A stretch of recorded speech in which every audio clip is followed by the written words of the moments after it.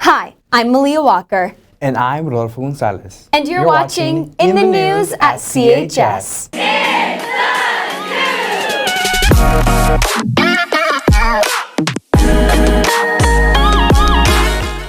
Have you ever fasted or gone without food or water for an extended length of time?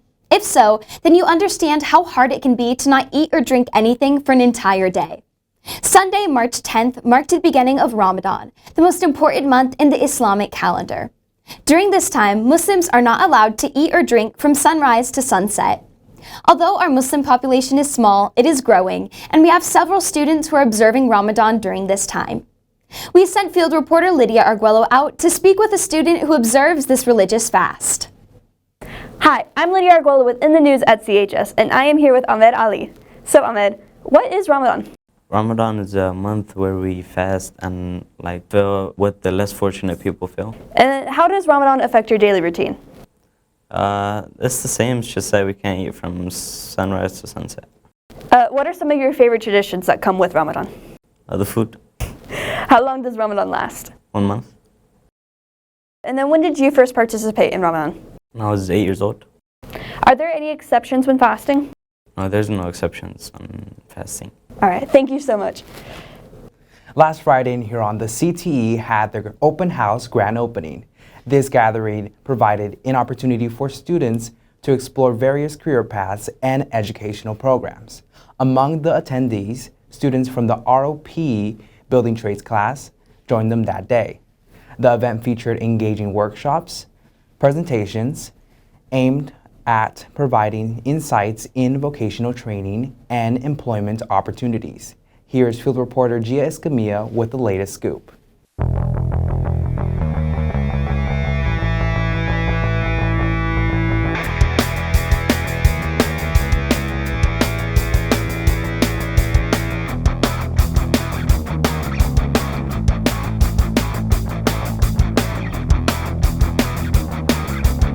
I'm Giovanna, I'm here with Mr. Curiel. So tell me about the skills that the students can learn in this class. So, some of the skills that I have brought in for this program has been real life situations in construction and being able to get the kids ready for the workforce, mainly union ready. So one of the things that I've done already, I've brought in certain certifications like OSHA 10, forklift certifications that are union ready for the kids. That way they can go to work right after this. If they don't plan to go to college, hey, at least we have an alternative and they can get a career.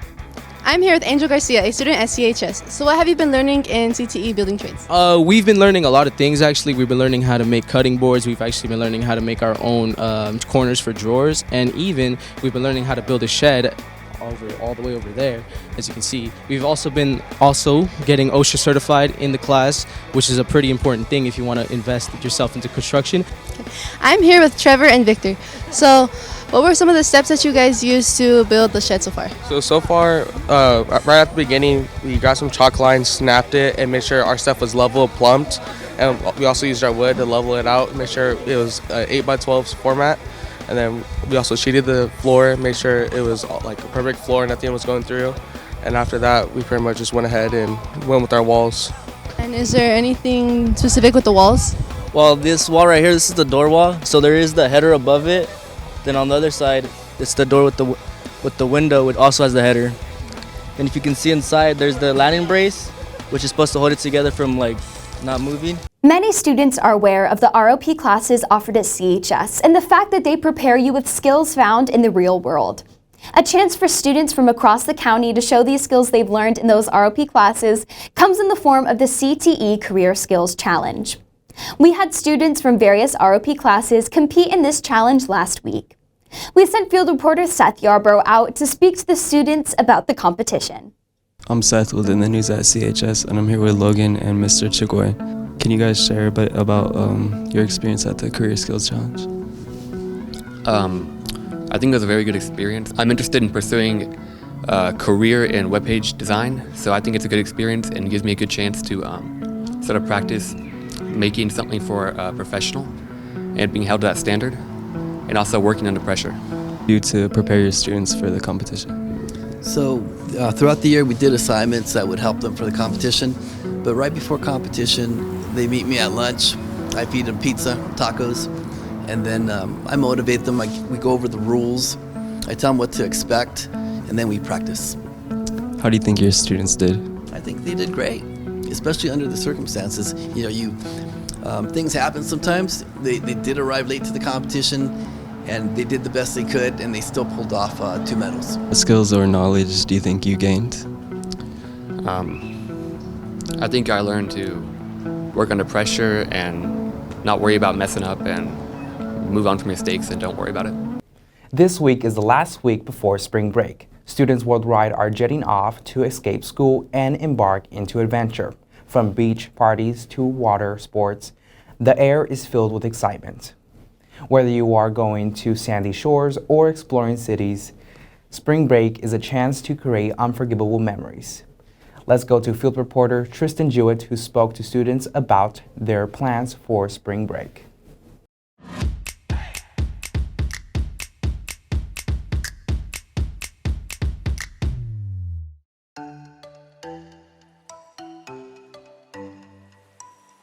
I plan on going to the beach this summer.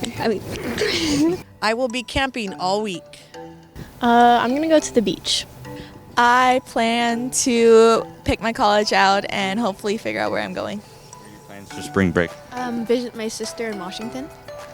Be a Sigma, like always. What are your plans for spring break? I don't know right now, but I just want to hang out and sleep in my bed, not do any homework. That's it. What are your plans for spring break? Probably play some tennis, practice. Yes. Yeah. Yes. For spring break, I'll go out with my brothers and just rest. I'm gonna be working as a student worker with the ELP at Bishop. We're gonna head to the movies. Eat some popcorn. Get all the good snacks. I'm gonna go clubbing and get us some, because we're cougars and stuff.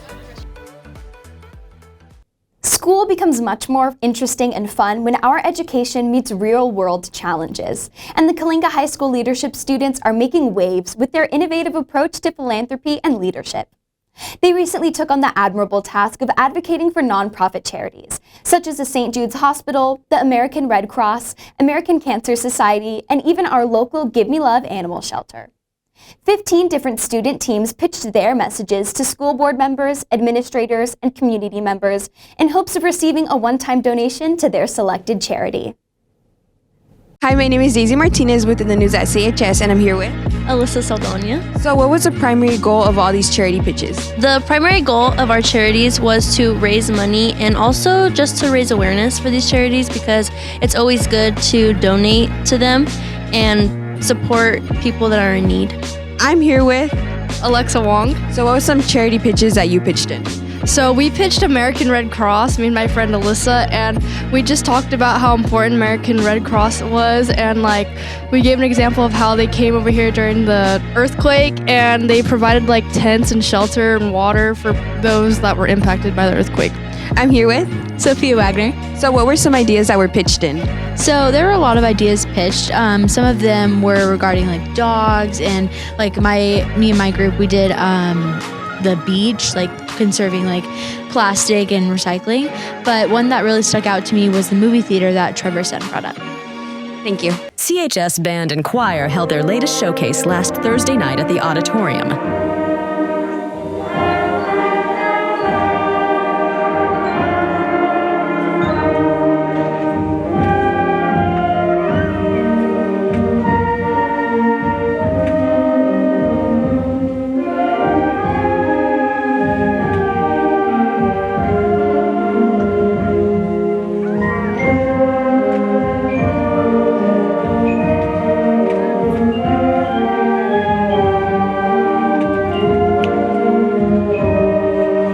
I'm Ryan McDaniel, and I'm news at CHS, and today I'm here with Carissa Hernandez. So Carissa, what was the song you chose? We chose Dragon Lord. And why did you pick that song? Last year we did it for a concert, and we felt like it had a lot of meaning to us because there was so much fun learning it in the process that we felt like we had to do it again.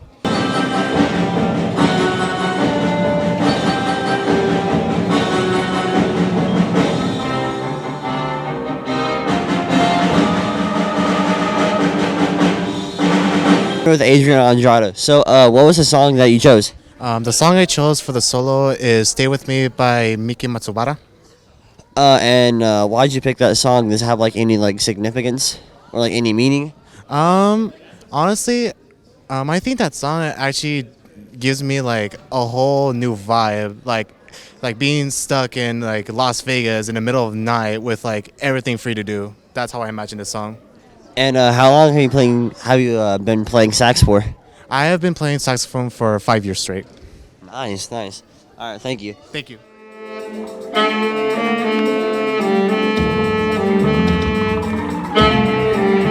What made you write your song, Dear Little Girl? Well, when it comes to like all my originals, I like to like tell a story, and most of them are through experience. So, like, I just want to make music out there that like resonates with people, you know. So. Just listen. Everywhere you go, your future's already been written. In the stars, far from Mars, I can see the vision. It's just taking people to fully understand your mission. Now let's go with Kevin Costello with this week's Horned Toad highlights.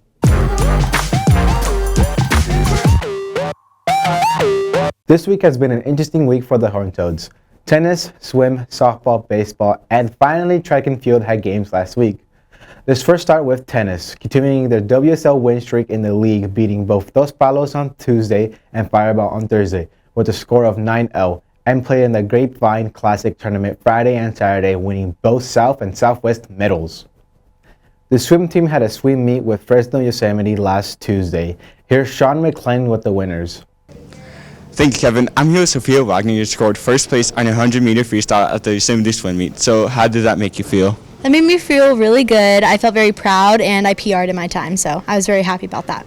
So overall, how well did the team do at the swim meet? We did really well. I'm very proud of like how our team just came together. We have a pretty small team right now, so it was just really cool to see us all work together. I'm here with Kaden Davis, who went to the Yosemite swim meet. So how well did you do at the swim meet? I did pretty well. I got first in 100 breaststroke, and I swam 100 fly for the first time, so that was fun. And how well did the team do overall at the swim meet? I think the team as a whole did pretty well. I know a few of our swimmers cut time, which is always good. Last week, baseball played against Fresno Christian on Tuesday, with baseball losing 3-11. Then later played against Sierra on Wednesday, and unfortunately lost with a score of 8-10, but won against Woodlake with a score of 11-10. Thanks, Kevin. And thank you for watching. Now remember, if it's important, it's in the news at CHS.